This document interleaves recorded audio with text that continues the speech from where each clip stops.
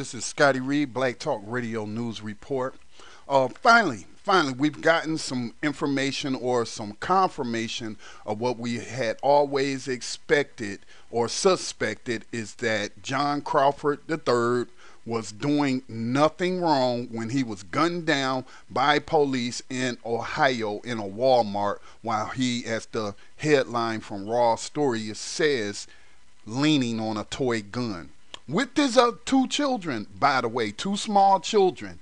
And the story says that he was talking on a cell phone. Now, what else we have heard come out of this is that you had people call 911, although I've yet to hear the 911 tapes, talking about an active shooter, and one person even talking about they got shot. And we know this is a lie. We know that this was a toy gun. This was a BB gun. Why it was out of the package, I cannot answer that. Walmart could answer that for you. People open stuff up in the store all the time. And so I'm just sure some people will try to come up with some excuse why this man deserved to be shot. You know, again, how much Black death is enough? Where do we draw the line? Now, fortunately, unlike what we see going down in Ferguson, the prosecutor in this case has already recused himself and has appointed or asked for a special prosecutor to be appointed. And they are, as it states, already seeking an indictment. Okay, so the case has been handed over. That was handed over today, over to a special prosecutor to present to a grand jury on September the 22nd. Now, here's the only problem I have with that. And I don't know the laws of Ohio, but I do know in general that if you got enough evidence, you don't have to go to a grand jury. But I'm noticing that's a pattern when police officers are involved in killing someone. They take it to a grand jury. And the grand jury is secret, as some people have pointed out in the Ferguson case of Mike Brown being gunned down by Darren Wilson, the killer cop.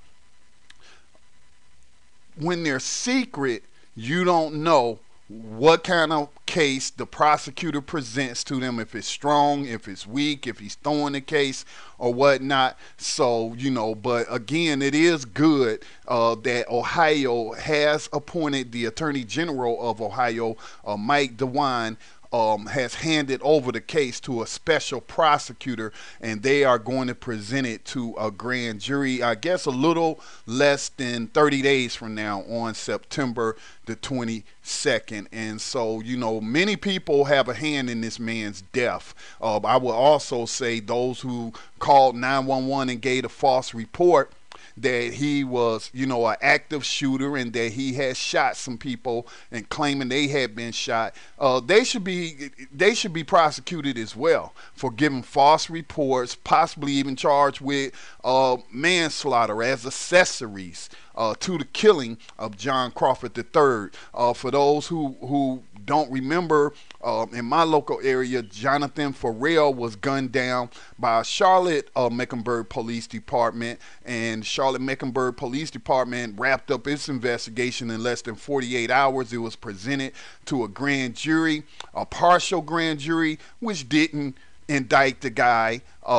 You know, even though the Charlotte Mecklenburg Police Department, other cops was recommended that he be charged. And that's a big problem with juries in this country. You get, you know, racist suspects and ignorant proxies on there, and, you know, they're pro-cop, and they have been, you know, programmed that, you know, police are the good guys and they have this tough job, even though, you know, it's not very many of them getting killed in the line of duty for it to be such a dangerous job. So again, just because we have these grand juries convened does not mean that, you know, justice is served, because it's a long process, and we went through that with Trayvon Martin's case, and we know George Zimmerman is still walking around a free man. You know, this child killer is just out there living his life.